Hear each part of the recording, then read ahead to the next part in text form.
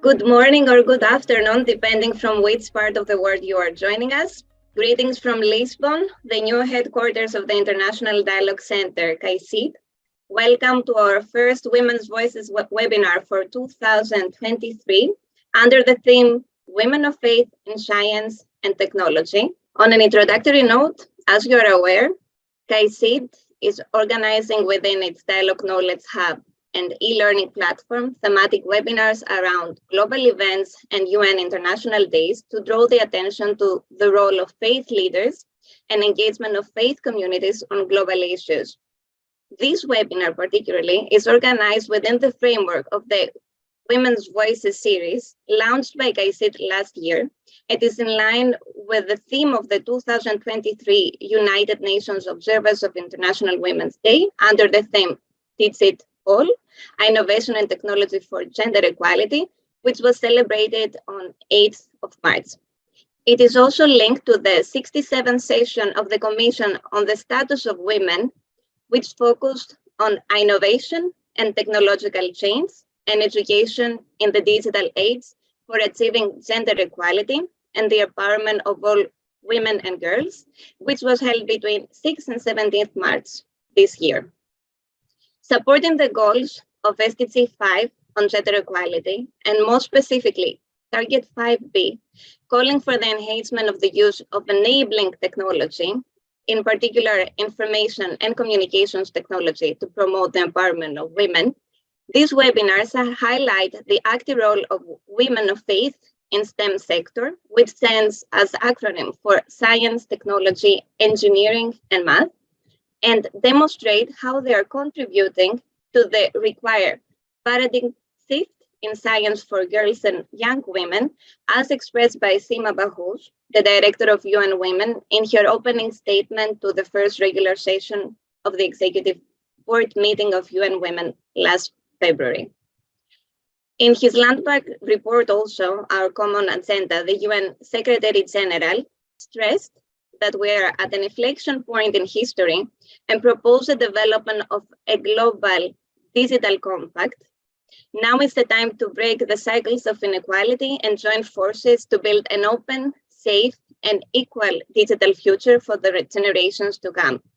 With this in mind, this webinar provides a wealth of expert information on this critical topic with a broad range of recommendations for all actors so as to ensure that women and girls, irrespective of their gender, age, race, disability, geographic location, country of origin, or economic background, have an equal opportunity to safely, meaningfully access, use, and lead of STEM majors. I will start by introducing myself. My name is Dimitra Misira, and I'm working for KAICIID International Dialogue Center at the Executive Office of the Secretary General, where I'm responsible for the External Relations portfolio. Today, I may say that I feel privileged and proud that I have been tasked to moderate these webinar discussions to be delivered by distinguished and accomplished women leaders under my capacity as KAICIID focal point on issues related to women empowerment and gender equality. The focus of this webinar is on women, but more than the focus on women, it is the celebration of their voices and their power through a women-dominated panel. Without further ado, it gives me great pleasure to introduce you our three inspiring speakers. We have the honor to have with us Anita Antigua, a certified engineer with a PhD in electronics and communications engineering. She is head of department, All Nations University, and Space for Women 2023 mentor at the UN Office for Outer Space Affairs.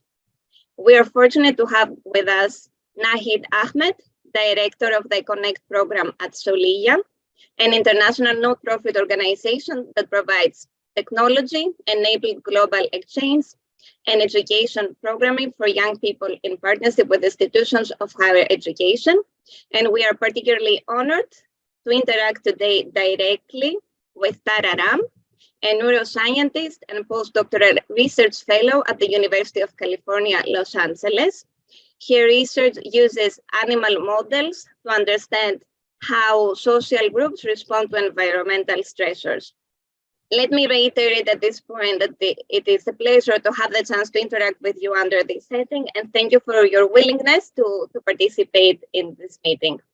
I would like to start with the first segment of this webinar, and I would like to invite Anita to set the tone for the discussion as our introductory speaker, and thank you for preparing a presentation that will be displayed on our screens. Anita, the floor is yours.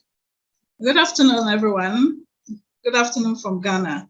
Thank you very much for inviting me to give this introductory message. I'm going to talk about promoting gender equity in STEM 2023 and still gapping. So the question is, we have thousands of fields of study. Why are we so much concerned about promoting gender equity in STEM? So before I continue, I'll tell you a little story about myself. As a child, I was always interested in becoming an engineer. To be precise, I wanted to be an astronaut. I got to a point, I realized that my dream of becoming an astronaut is not something which can materialize because of the environment I found myself. So I decided to stick to the engineering part. Now, when I completed high school and I was supposed to choose a program in the university, my parents insisted that, no, you cannot do engineering, you have to take a course in nursing. I had no interest in nursing, so I have to put up a strategy. And the strategy was, I told them, I'm not going to school until you do what I want for me. Now I stayed home for 6 months. They realized, no, this girl mean business. She doesn't want to go to school. I stayed for a whole year and they realized that no, now they have to do what I want to do for me. And at the end of the day, I had the opportunity to study engineering. And now I have a PhD in electronics and communication engineering.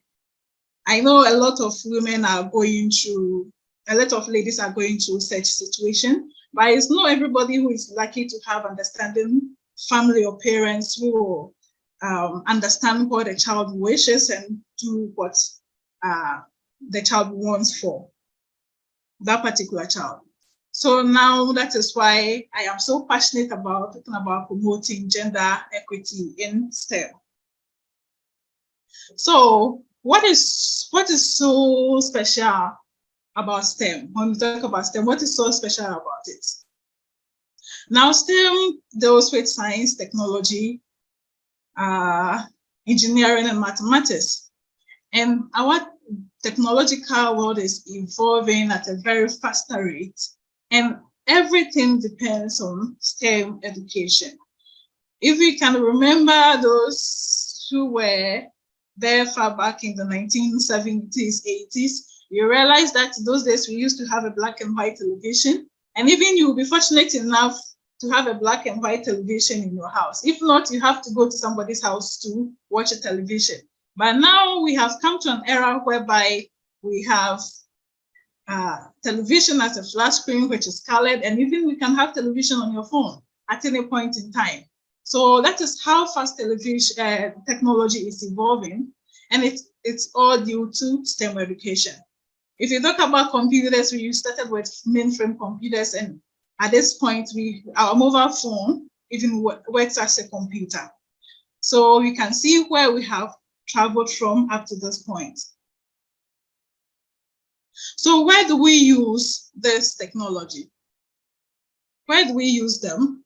Or where do we use the outcome of STEM? So we are saying STEM, where do we use the outcome? So now, if you talk about the outcome, you talk about consumers and home. Now you can see that in our homes, everything is about electronics. Our doors are electronics, our windows are electronics, everything about our homes are electronics. Now we even have a smart home. At the press of a button, everything is being done for you. If you talk about infrastructures, our infrastructures are now smart. You can have how your home being monitored by a security system when you have traveled very far. And this is all due to STEM. This is the outcome of STEM education. Now we have e-healthcare, we have the smart healthcare, smart transportation. All these things are due to our STEM education, and it is helping our society very well.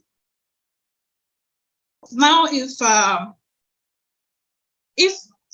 the world is so fastly revolving due to the use of this technology, where does the issue of gender comes in?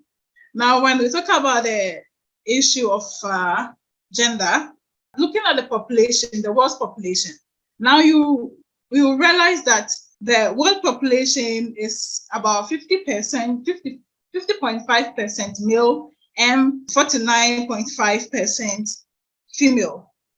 That is the world population that we have now. Now, if we have this population, if we only focus on promoting gender in one particular population, leaving the other population gap, it means that we are going to get affected, because almost half of the population are not going to benefit from this technological evolution, and they will not be able to contribute to this technological evolution as well. So now the question is, why the STEM gender gap? So why the STEM gender gap? So now let's look at 4 reasons why there is this gap in STEM.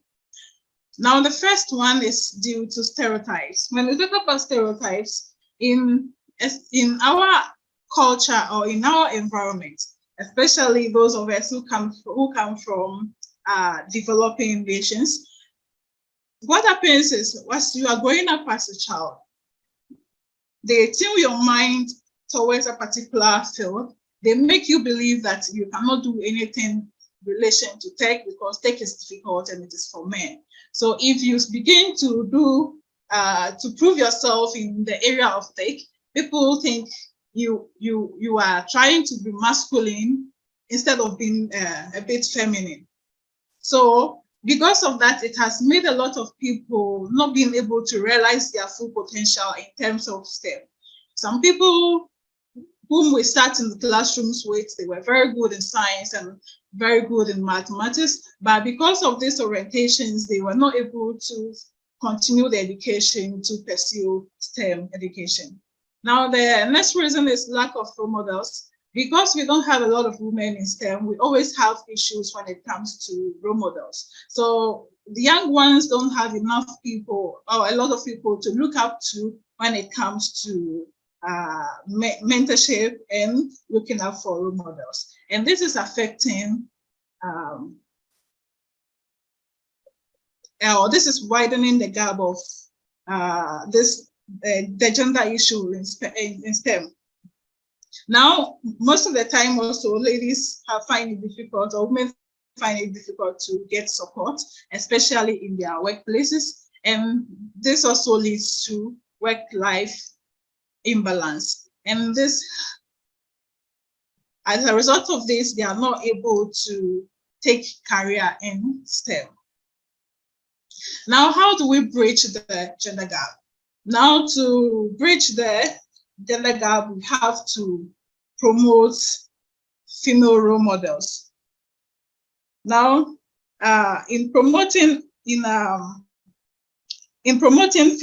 role models, those few people who have been able to achieve something in STEM, most of them have issues in their workplaces. There is a lot of bias towards them in terms of promotion, in terms of salary, in terms of other things. So we need to set up policies that will help to promote these women so that other people will also, or the young ones will also have role models to look up to. Okay, we also have to encourage girls to pursue STEM education. So when you talk about encouraging girls to pursue STEM education, in Ghana, for instance, if a child is in the primary, when the child gets to JSS, senior high school, it means the child has already chosen his or her career path, because in senior high school, it is a course specific. So if I choose science, it means I will be in the science field. If I choose general art, means I'm branching to the general art field. So even if the person is choose art and the person gets to the university and wants to change, it's difficult. The person will not be able to branch to engineering. So because of that, most people are not able to have the flexibility of choosing the STEM field. So what needs to be done is, first we have to encourage the young ones, those in the primary schools, or when they are young, very young in the primary schools, before they even get to the junior high schools, to know the importance of STEM education, and also to sensitize them in order to have the interest of choosing a career in STEM education. So the next way of bridging the gender gap is to create inclusive workplace. So what happens is most workplaces have issues when it comes to inclusiveness, and there is also a lot of policies which don't favor the females or the women. So in order to help the women to be able to realize their full potential in the area of STEM, there is a need for us to create this inclusive environment at the workplace. The next is also to addressing structural barriers. Now, when we talk about structural barriers, the structural barriers, they involve salary issues. We know that most of these organizations, when it comes to payment of salaries, the male counterparts are mostly paid a bit higher than the female counterparts. And most policies also doesn't help the females. So address all these structural issues so that other people will also get encouraged that no, even if I am a woman and I choose a career in STEM, I have this funding opportunity, I have the scholarship opportunity, I have this sponsorship opportunity, and they will be able to stay in the area of STEM. Now let's look at the impact of bridging the STEM gender gap. Now, if we decide to bridge this gap, which we are trying to do, first, it helps in economic growth. Now, why do we say it helps in economic growth? It helps in economic growth because now you have a lot of workforce, because there is a higher percentage of people joining the STEM field, and you have a lot of workforce joining.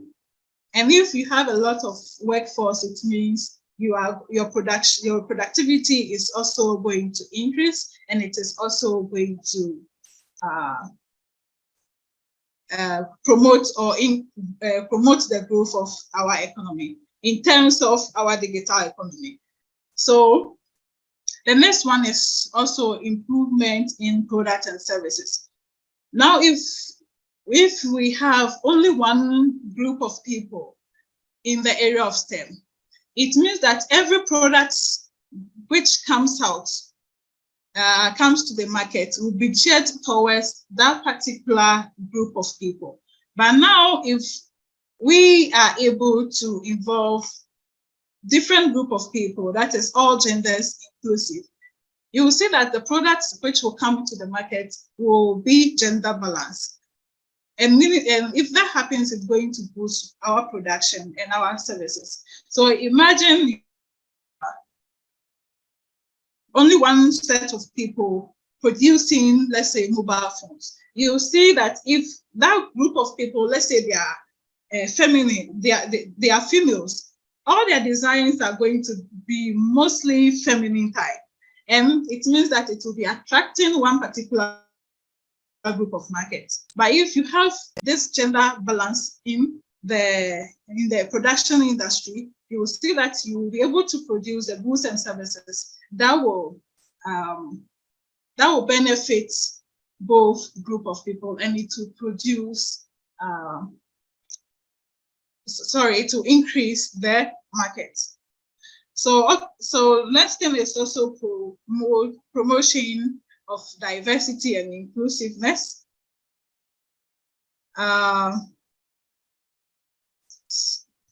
So as I talked about it, if we have different group of people, then the issue of diversity also comes in, and everybody will feel that, yeah, I am included in the process.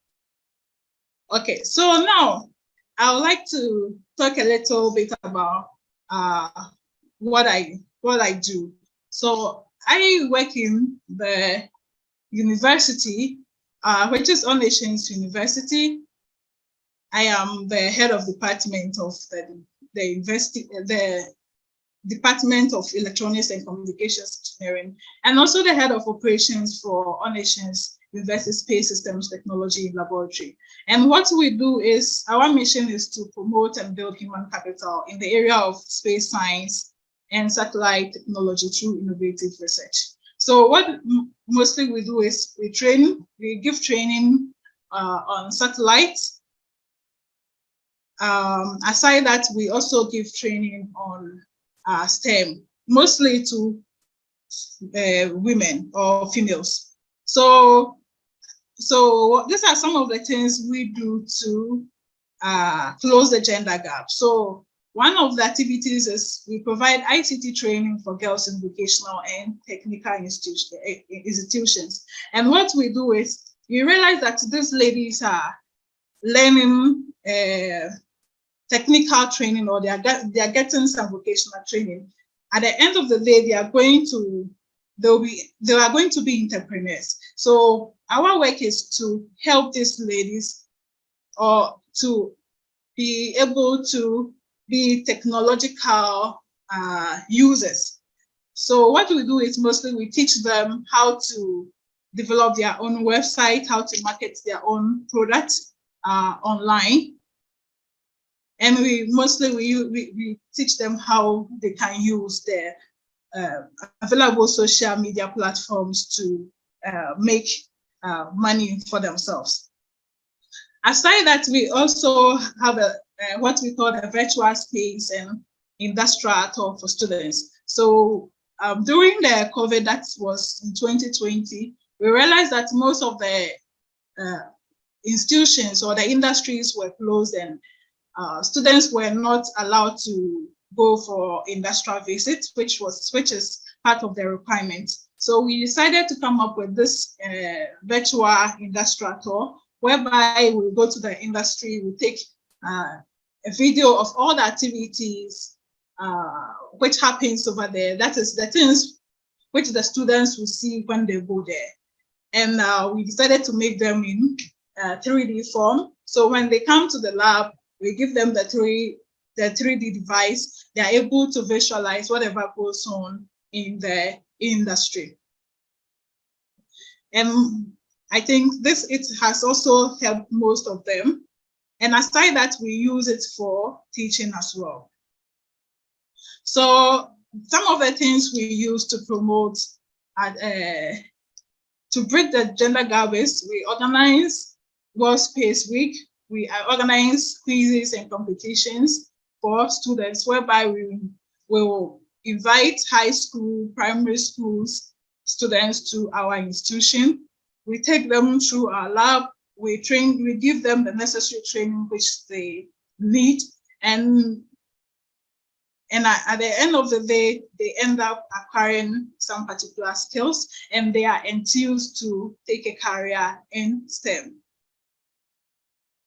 So this is also some of the activities we did. That is, we did antenna design training for students, and we have some females rolling up for the course. And at the end of the day, they were able to design their own antennas, and they were excited to be part of the program.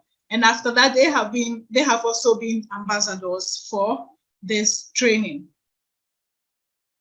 So as I'm ending, I will say that girls in STEM today determines the number of women in technology in the future, and our economy depends on it. So the number of girls we are able to recruit into the STEM fields will determine the number of women, and it will also determine the number of role models we have in the future.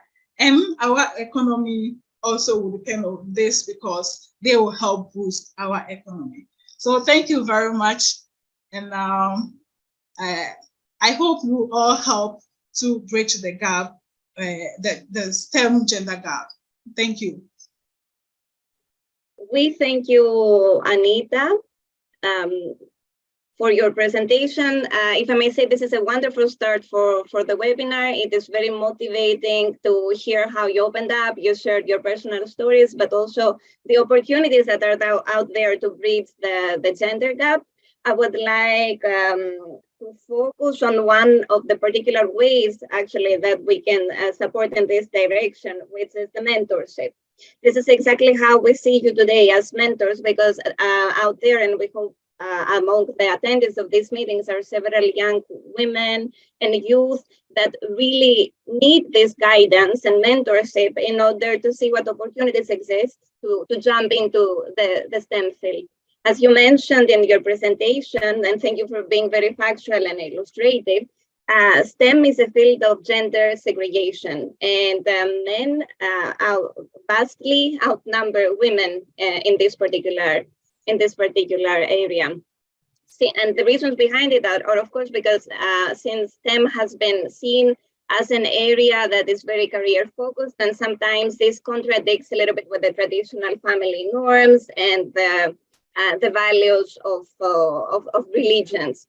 So this is why you are all invited today. And at this start, I couldn't foresee a better transition to the next phase of this webinar. We would like to learn how religious women make complex decisions at their young age, how family values impacted you into this field. So thank you very much for your openness to share. Now, in an effort to understand better your expertise, I would like to invite you to speak about your focus of work, project, or initiative, and learn more about your motives and what inspired you to join the STEM field. Therefore, I would like to give the floor to the next speaker, Nahid. We would like to hear from you, understand better your expertise, and hear what led you into this direction in the STEM sector. Thank you very much. Thank you, Dimitra, and Anita. What an inspiring sort of journey about why young women and girls need to engage in STEM. I will say to start, I didn't have to rebel against my parents. I was very comfortably looking for a very different career, and this was not the plan, but I ended up here. And so I do want to say that even if you don't start in STEM, even if your education background isn't in STEM, it doesn't mean that you can't engage. I think so much of what we do in the world today is very technologically geared and focused, and perhaps your potential is in looking at how to use technology and science and mathematics to shift your world. As Dimitra said, I'm the director of the Connect program at Solia, where we combine the power of technology and the science of dialogue to activate meaningful change and transform communities. A little about me. I was born in Bangladesh. I was raised in Oman and later the UAE. I went to high school in southern India and university in the US, and now I live in New York for the past decade and a half. I was raised Muslim, and for most of my life, I grew up in a Muslim country, in a Muslim family.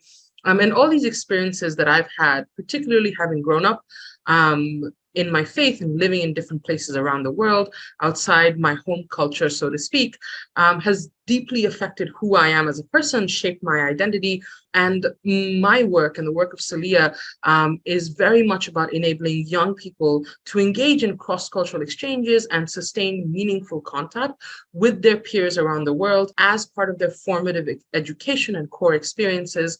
And I do want to speak a little about what Celia does and why it's so important to me to do this amazing work.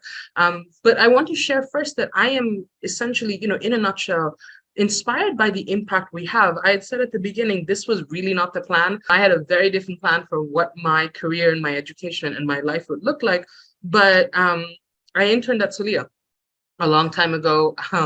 And I was so inspired by the impact that we have and the transformational power of how technology can be used to bridge the gap. For many young people today, 9/11 is a distant memory, not a part of your core experiences.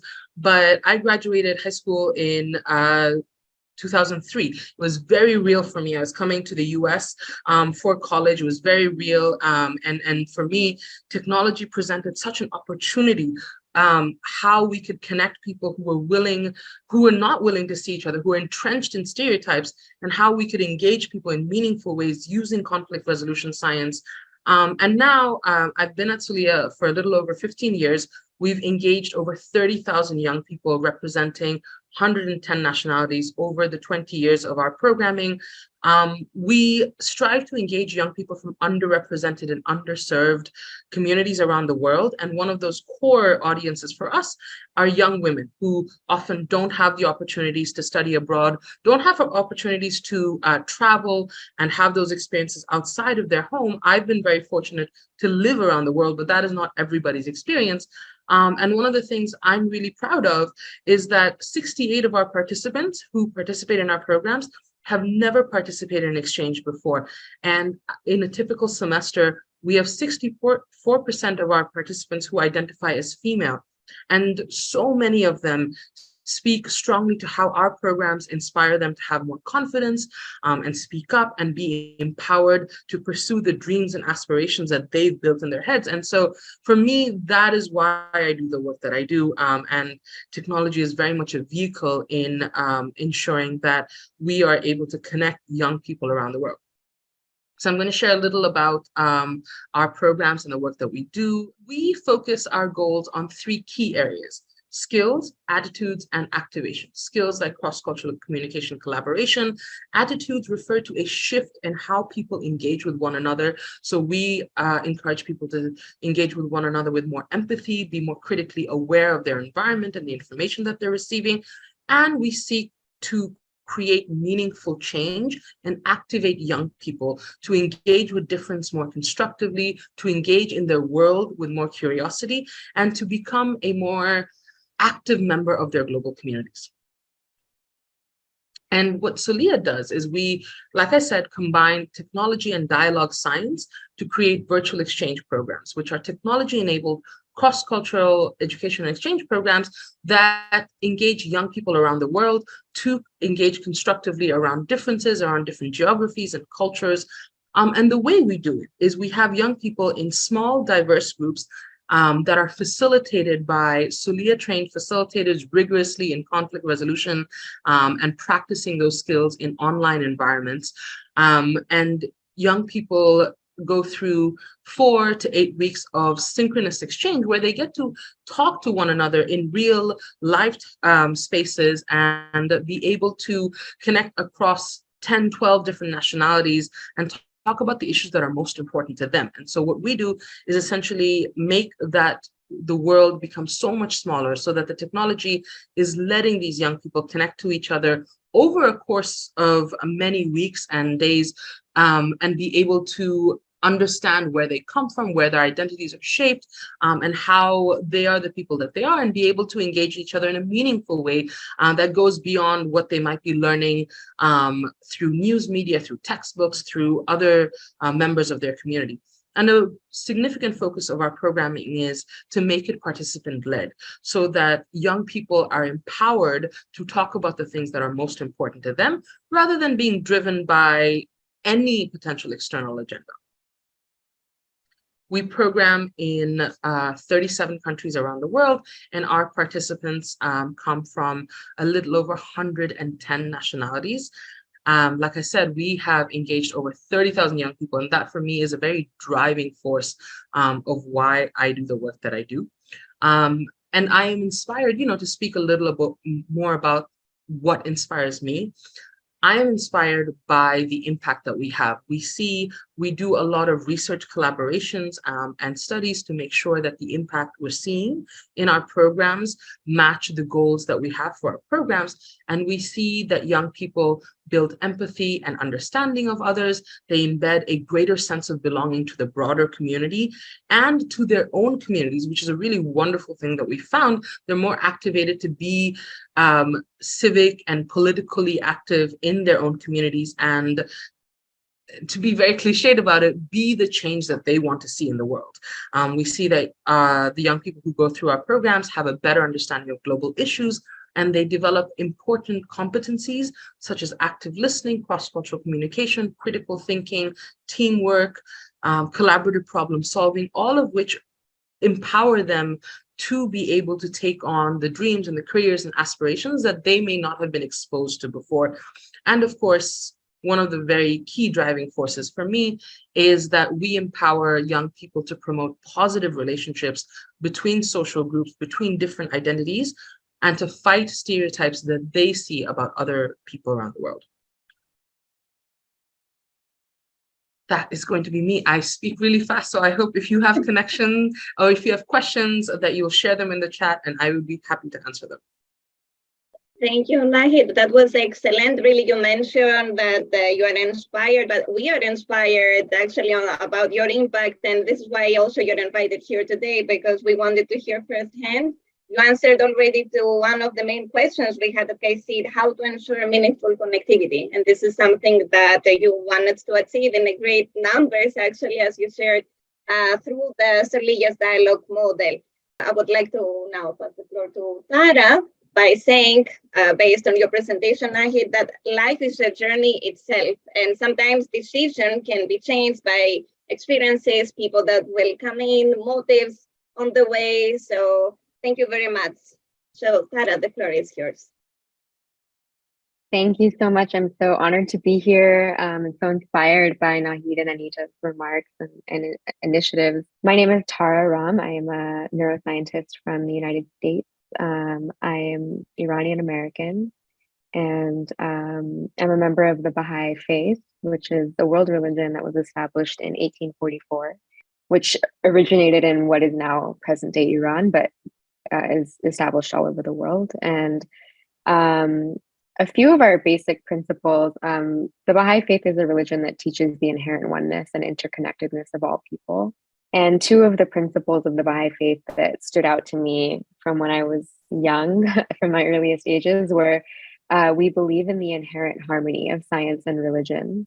We believe that they are complementary bodies of knowledge and that they don't inherently conflict with each other. It's the human mind, it's humanity that has created perhaps a tension between science and religion. So that was something I was taught from a young age. I was also taught by the Baha'i Faith and also in my family, the equality of men and women. And that's an active principle of the Baha'i Faith. One of the analogies that are used in the Baha'i writings is that humanity is like a bird, and one wing is men and the other wing is women. And if the wings are asymmetrical in strength, the bird cannot fly.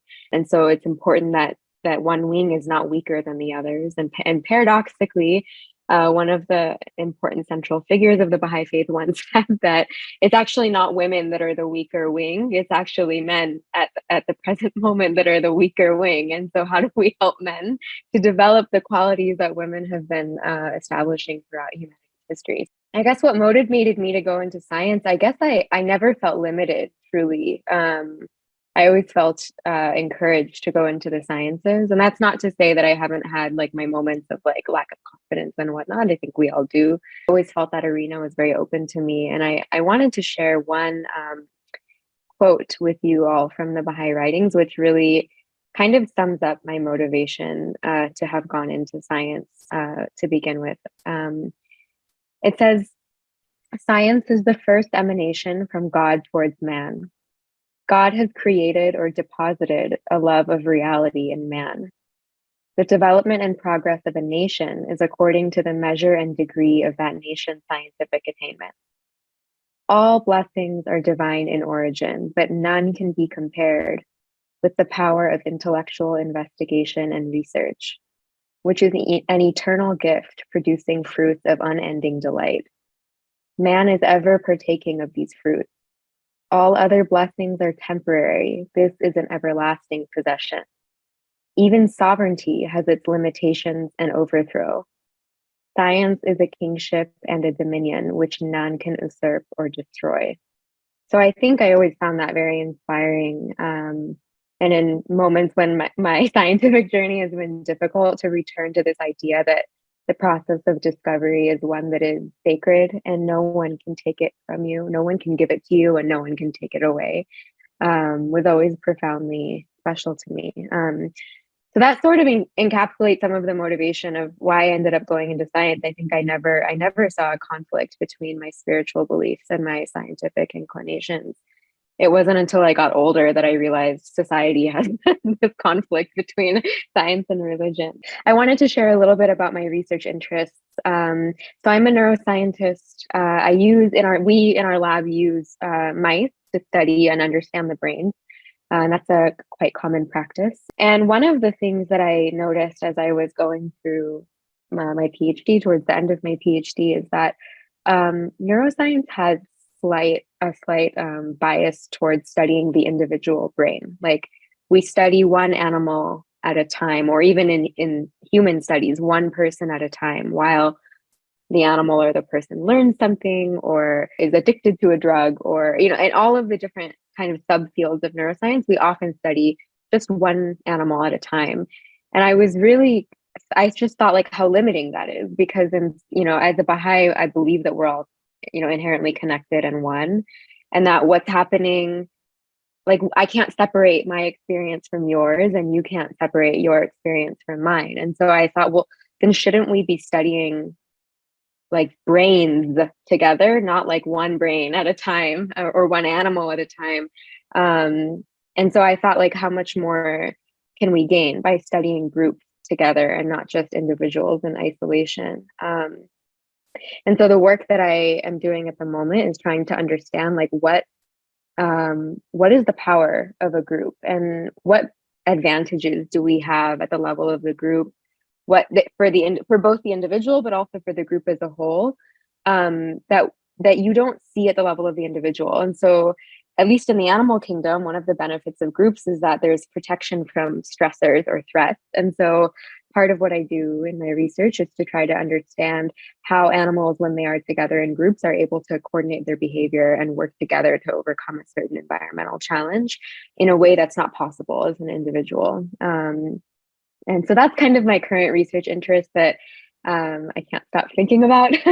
And I think it very much has been inspired by my faith. Although I don't think, just to be clear, I don't think religious principles can necessarily be studied in the lab, but I do think religious principles can inspire the direction of scientific research. And so, so I think in that sense, my faith has very much inspired my research. And I'll just close by saying I'm also an organizing member of a Women in Neuroscience group on campus at UCLA, where I work.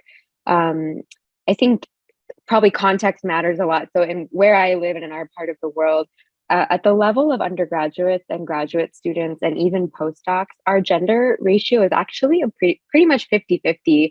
And in sometimes even more than 50-50. Sometimes actually there are even more women than men. It's really at the level of faculty, at the level of professors, that we have a lot more men than women.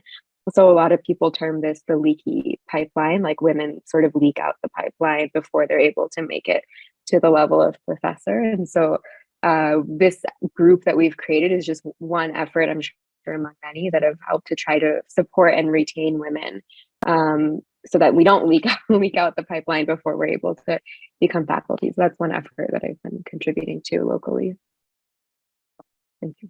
That I would like to thank you for your empowering message. Really, it is extremely motivating to see how a woman of faith says about the complementarity between humanity, gender, and science, and that the one doesn't exclude the other. So all of them need to go in parallel in the world, so that we have sustainable future. And everybody should be included in this future. So I would like to continue with you in the next phase, because you already approached the topic from the interfaith and the religious aspect. Our next question is, what is the role of faith in your work? And do you have any personal experience on the importance of women of faith efforts in strengthening gender equality through your work?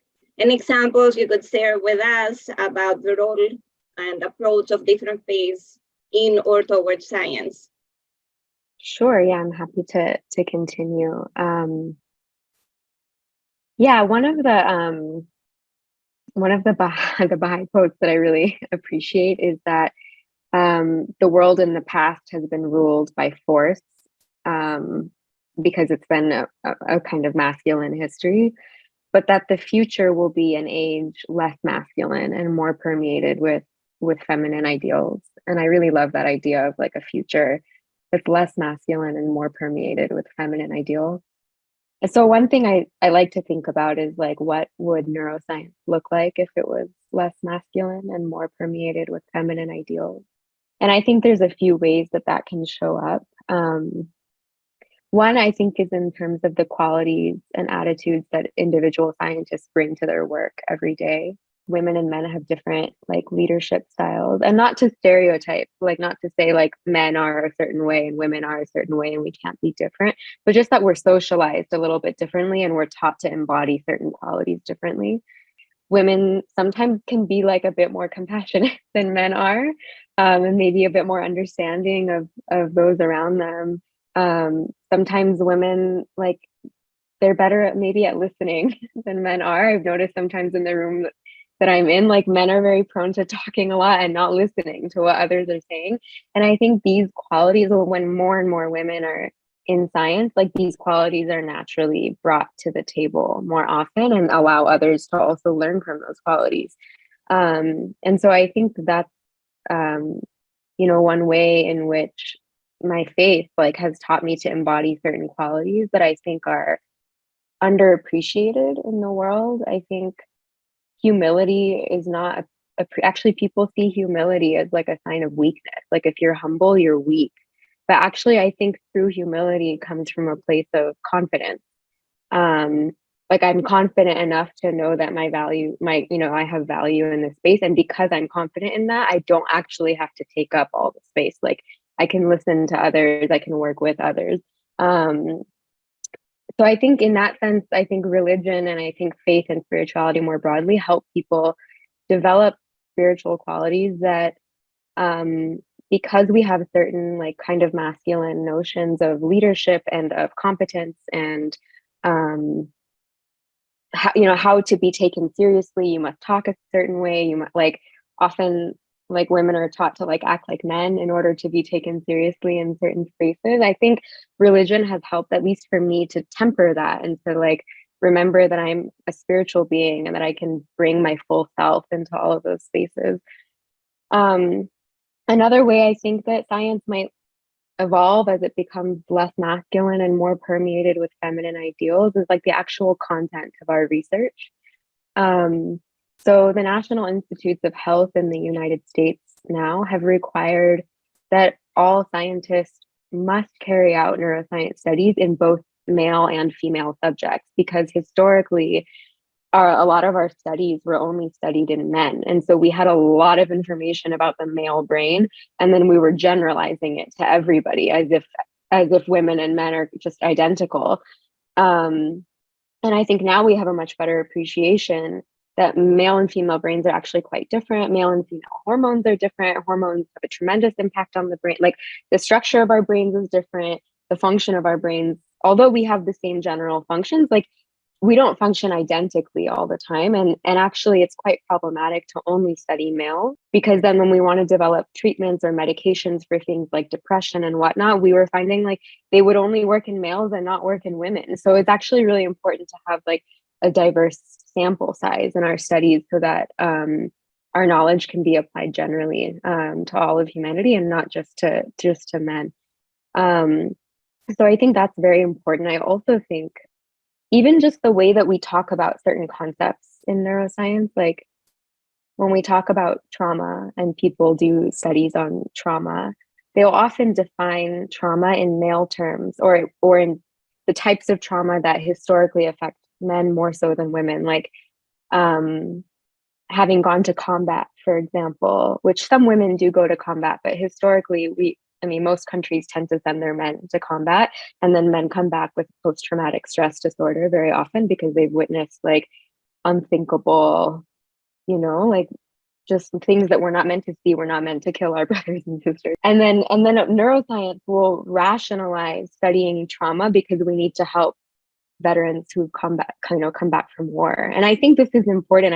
I'm not saying we shouldn't help those who, sacrificed a lot, but I also think there are other forms of trauma that women are more prone to experiencing, like domestic violence or sexual assault, and other forms of trauma that may impact the brain differently than witnessing combat. And so I think these are things that we're beginning to become more mindful of. And I think this being aware of the importance of gender equality, I think is helping us, I think, to move away from that masculine understanding of the brain. I don't know if I answered all your questions. I know there were a few of them, but hopefully that was a start that others can build on. You even answered a question from the audience. So thank you so much. One of the participants actually was posing something very valid, that on the gender gap in STEM, we girls we're made to believe there is a cognitive difference between male and female. We were odd if we wanted to pursue STEM. When we say STEM is for men, this can be true. Is it just societal or cultural stigmatism? So thank you for expressing your opinion also about it. And I would like to give the floor to Nahid to tell us if she sees any, if she agrees with you, if she has anything particular to add from her side. Thank you. If I started, I think we'd go for longer than we have time for. So much of what you say, Tara, really resonates with me. Firstly, science and Islam feel very aligned to me, and there's a convergence of ideas and discoveries in our core text rather than a divergence from each other. And there doesn't need to be a lack of alignment. And it's something I actually discovered later in life, but I appreciate it so much, and the value placed on having empirical and experimental approaches to big questions. And for me, that means a lot, and that kind of drives a lot of my work. And, I'm fortunate for the work that we do at Solia. We work in collaboration with researchers to rigorously assess the impact of our work. We were early adopters in the field. We're one of the oldest providers of virtual exchange experiences. In our early work, we found that there was no good ways to measure the changes that we were seeing. And so we worked with neuroscientists at MIT to develop better tools to measure empathy and the impact of virtual exchange and cross-cultural collaboration and extensive cross-cultural communication in a sustained manner on young people. And for me, we've continued to do that. We regularly do quasi-experimental design studies to better understand what the impact is of this kind of programming, this kind of dialogue and exchange experiences on things like intergroup contact and empathy and, ability to be more active and engaged in the world. And that speaks to not just our focus on science and the importance of using scientifically rigorous methods to be very data-driven in our strategy, but also to the kind of leadership we have at Solia. We have a very women-led executive leadership and senior leadership. And for me, I think that really speaks to, Tara, a lot of what you were saying, that it's not that, we are perhaps inherently different or that we can be stereotyped into these two sort of broad male, female, men, women categories or whatever identity you speak to, but that we are socialized. And I feel hopeful for the next generation that we're changing how we socialize young boys and young girls. But we were socialized, certainly my generation, were socialized in very sort of like gender specific ways.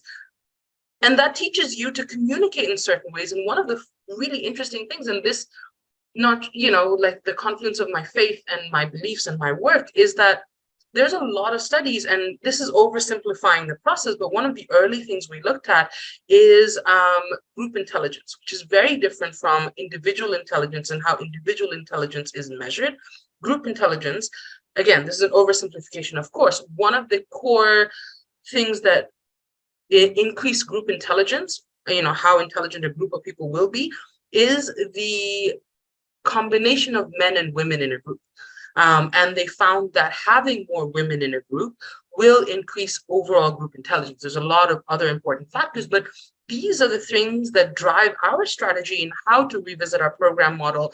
And for me, again, going back to the idea that faith and science don't have to be divergent, they're very convergent, and that they can inform each other, and that this idea of experimenting and asking those big questions and finding those answers and having women in positions of power to help drive that thinking.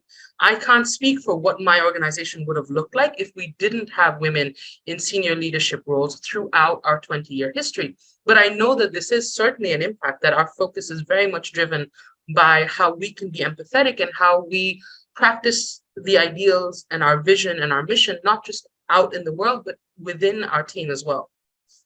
So that was one. And I really what you were saying, just nodding along. I grew up predominantly Muslim, raised by Muslim parents in a Muslim country. And my faith was not challenged for the longest time. And then when I moved out of my house at 14, I went to boarding school. It was challenged. And often I lived in a Hindu majority state in southern India, and I went to a Christian missionary school. And what that taught me was to be critical of my assumptions. It helped me be more grounded. It helped me challenge the things that I was told and I knew. And it made me more grounded in my faith and who I am as a person, what my values are. And that's something I really appreciated in my work as well, being able to push young people to engage critically with the information that they get from the world, with difference, and to challenge their own beliefs and assumptions and really unpack that and see, in absence of any other force, even though we can't, extract societal pressures and forces and how we were raised from our being, from our identities. But in absence of all of that, who are you? Are you the person that you want to be? Are you the person you have been told to be?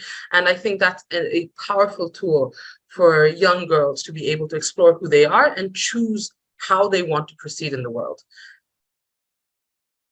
I want to stop now. I feel like I said Thank you, Nahid. Actually taking ownership of your own life and decision making and trying to make it feel like the world is with you and not against you. Actually, it's a critical step for every human being and every young woman, particularly from a faith group. So I would like to give you the chance to continue expanding actually on your last point by moving to the third phase of the webinar, and asking you particularly if you could explain to us whether you went through any particular challenges that you faced as woman of faith. How did you overcome these obstacles, barriers, also that led you until you reached out to the level that you wanted in Solilla in the area of STEM? And what remains to be done? What is your vision if you didn't manage to overcome all the challenges? And do you see any similarities to the challenges that were already shared by the other panelists? Oh, absolutely. I mean, one of the things we keep coming around to is the idea of stereotypes. And for me, that's both a personal challenge and a challenge that, I want to address in the world. Faith and gender, these are identity markers that kind of define people's engagement with the world. And so when I present myself in a space, whether it's my name, when people look at me, when they hear where I'm from, there's a lot of assumptions made about who I am, a lot of questions that the underlying question becomes, why do you not fit the stereotype I have of someone like you? And that's true whether you're a woman, whether you are of a particular faith, especially, when you're a woman in STEM and doing work that you're excited about, but people have questions about why are you not in the bucket that they expected you to be in? And my faith is very personal to me, and I don't, I struggle to have to justify it or to conform to what other people's perspectives are on what that should look like. And I feel like often in the world, faith becomes weaponized. faith, gender, these things become weaponized by those who benefit from polarization and deeper division amongst people. And so a lot of the work, my work and work that we need to do in the world is about creating spaces for people to break down those polarizing stereotypes and creating spaces for individuals to thrive, to create space for young people to be able to define who they are on their own terms, to be seen by others for who they truly are, and to see other individuals in the same light and be driven by those very similar hopes and dreams. Tara, you were speaking a lot to the oneness of people, that we are not different from each other.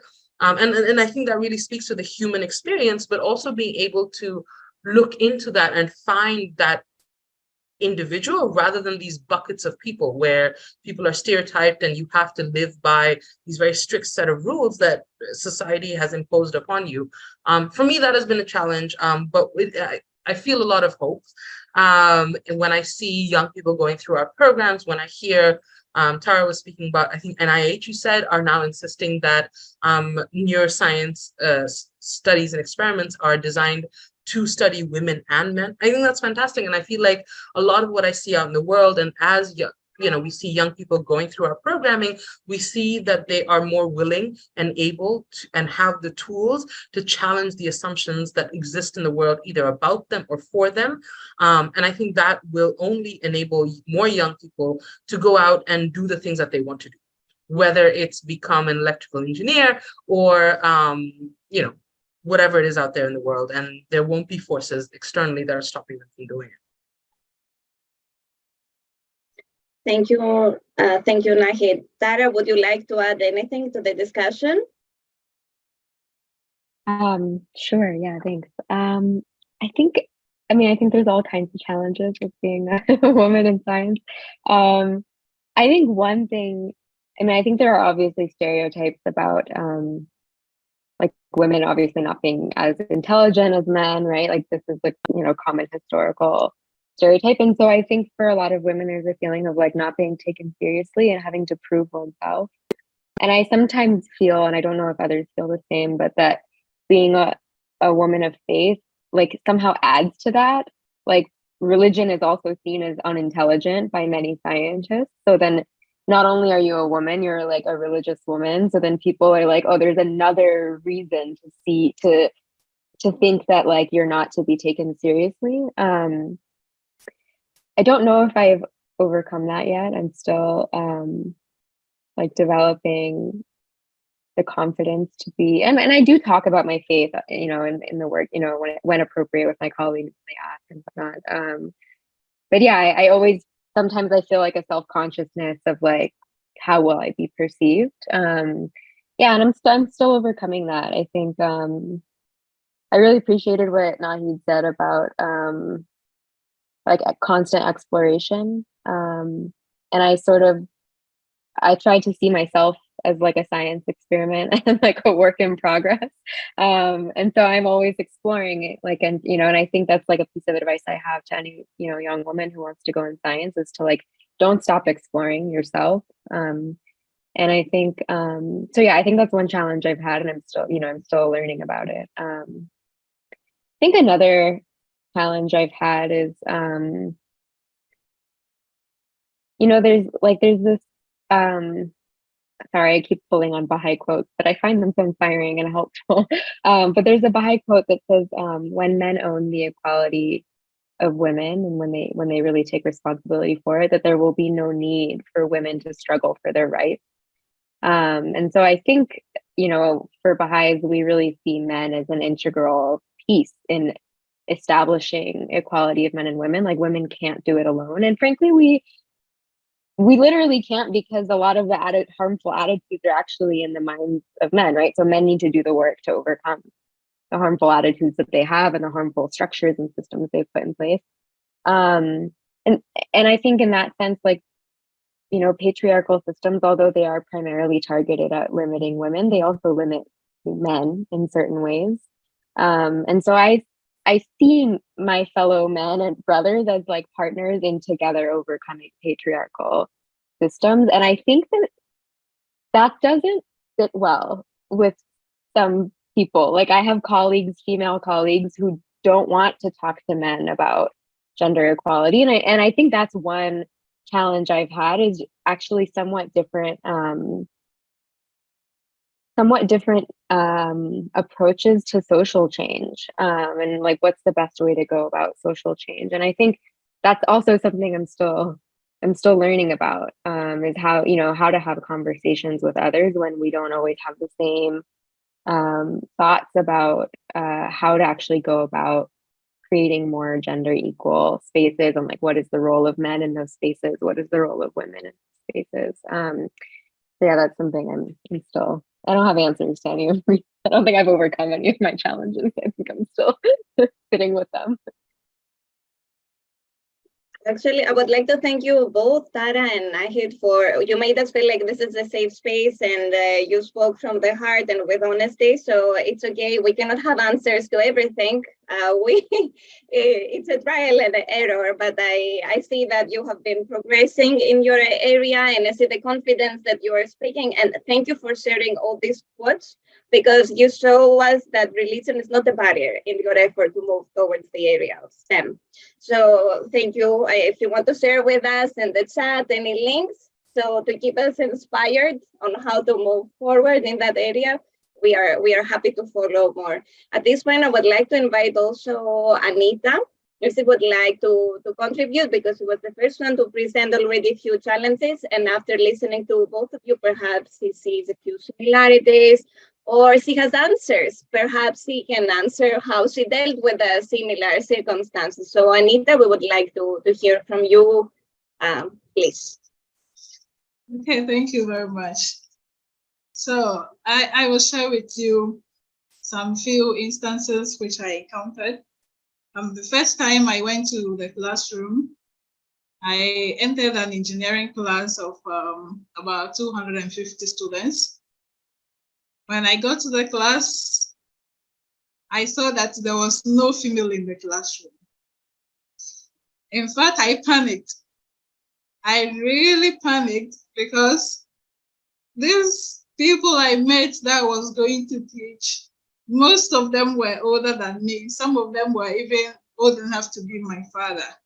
And looking at the kind of faces they had over there, when they saw me, like, what is this small girl coming to do? That is the kind of face I could read from them. What is this girl doing over here? You know, I panicked, but what came to my mind was, I have to gather the courage. My faith came to play. That I had a faith that, no, I have to devise a strategy. If I devise a strategy, I'll get these people to move along with me. So first, I asked them. They told me about themselves. They told me about their issues, and I took the time to talk to them, address them. At the end of the day, they all became my friends. So I was able to overcome that hurdle. So since then, I decided to use that strategy. Anytime I go for a first class, I have to make sure I talk to them and know their problems before I try to even give them the course content or anything other thing. Now, I think the next issue, which as a female in science environment, was the issue of harassment. Sometimes you meet people, sometimes, most of the time, they are older than you, and they feel that they can intimidate you, they can harass you. So I realized that, no, there are a few girls in this environment, and if I, who is the leader or the role model which they are looking up to, if I'm not able to stand up and stand for them, it means they are going to lose hope along the way. Because if people try to harass me, it means that the young ones, they also stand the chance of being harassed. So I started what we call the Cash on Campus. So it's a website for reporting sexual harassment. So whichever campus you are, and you go to CAICIID on campus, if you have any sexual harassment issue, just communicate, just send a message, and we'll send counselors to talk to you, and they will listen to your problem. So that was how I managed to solve that particular issue. And the next issue I had was the issue of leadership. I'm in the department whereby I am the only female and I am the head of the department. So you can imagine the stress I have to go through in order to just communicate policies, to make people agree with my policies. You always have to work so hard to prove yourself, because they don't think a female is up to the task. But always you have to do 3 times what they will do in order to prove yourself to them. Sometimes when you go for a meeting, it is just like it's a big issue. So one thing I fear is to organize department meeting. But anytime I'm going for a department meeting, I'm so scared, because these gentlemen are going to just before you like something. So that is one of the challenges I face. But in all, I also come up with a strategy whereby I always call them, talk to them behind the scene, let them know the reason why we are going to have the meeting, the agendas we are going to discuss, and what we should put into it, solicit for their ideas. So by the time they come for the meeting, they feel that their ideas are being welcomed, because they have already contributed something. And that is how they managed to give me my peace of mind. So it has not been easy as a woman to lead a male-dominated organization, but I think in all it is true fate, because it is the fate that drives me to work. I realize that if you have faith and there is no works attached to it, you don't achieve anything. But if you have a faith that you'll be able to achieve it, and indeed you continue or you press on to achieve it, at the end of the day you come up with something. So I think that's the little I can add to what they have contributed.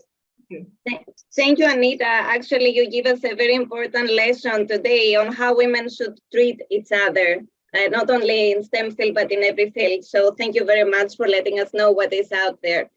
So we are almost done with this webinar. Before we wrap up, I would like to ask the audience, we would like to open a text poll. Please let us know one key takeaway for you from this webinar. Please populate our chat. Please feel free to tell us the key takeaway. We would be very pleased to see what motivated you, but I would like to give also to our panelists the chance in a sentence to tell us what would be one important takeaway that they wish them or the audience to leave with from this webinar. So very, very quickly, as we have only 5 minutes, who would like to start? Perhaps Tara, would you like to start first? Yeah, I think in one sentence, always be curious. I think religion is not simple, science is not simple, inequality is not simple. None of these things are simple, and I think require us to just constantly examine ourselves, our beliefs, our environment. So I think, yeah, always approach everything with the curiosity and exploration. Thank you for that. Nahid? Exactly what Tara said, and probably said it better than I would have. I think certainly approaching the world and your own identities and yourselves with curiosity, but also,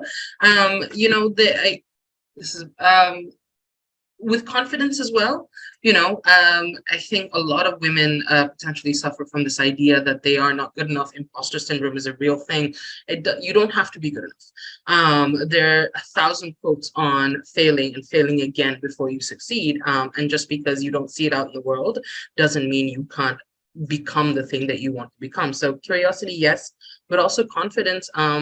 And just the belief that you can do this thing, whether it's being a woman, whether it's having faith, or whether it's working and studying in STEM. Thank you. And Anita? Thank you. So what I'll say is there are a lot of girls out there who need our support in order to take up a career in STEM. So now it means we have a responsibility to reach out to them in order to help them. And those who are already in STEM also, those who have achieved in STEM or the role models, we also need the support of one another. We cannot do it alone. We need other women to also give us support in order to be able to reach out to other people. Thank you. Thank you. I see also that the participants have been writing to be critical, humility is confidence, ethical alignment. I believe, as you mentioned, that being curious is very important, approaching the world and yourself with curiosity. And I think we have received a few questions that we would be pleased to answer as a follow-up to this webinar, perhaps as a follow-up through an article, through a joint article. But until we close, if the speakers have any mentorship opportunities that they are aware of, then they could share links in the chat. We would welcome that, because some of the participants were asking if you know any mentorship opportunities. So please, Anita, Nahid, and Tara, if you know anything and you would like to share in the chat via link, please do so until we conclude. Oh, I see the poll has expanded. We see be true to yourself, males accept, empowerment of women, women are progressing, equality, peace, be the change. So this is a very great note and a very empowering way to close this webinar. Also from my side, what I take away is what you mentioned, and it's important to hear this from you as women of faith and professionals in the area of STEM, that faith and science are convergent, and that there is nothing wrong with humility. So I would like to conclude also by saying, if you missed the conversation or parts of the conversation, please check our KAICIID YouTube channel. Thank you all of you who joined us today, but I personally hope that you leave this meeting motivated and inspired as I do. The event was developed to share knowledge on how we can advance and empower women and to support the vision of gender equality. I'm biased, but I certainly believe that we met our goals. I'm grateful for the thoughts and insights shared by our distinguished speakers with such a humility and empathy. What a great resource of information. So thank you so much. I would like to thank especially the audience for participating and being part of this event. Thank you we felt that you kept the discussion energized. We hope to see you at the next one. Keep an eye on our social media for new announcements as more webinars are on the way. We would like also to thank our interpreters who did a great job, and I hope we didn't overwhelm them with the way we were speaking, but we had lots of information to share with all of you. So thank you all. Thank you and have a great day. We look forward to see you to the next webinars.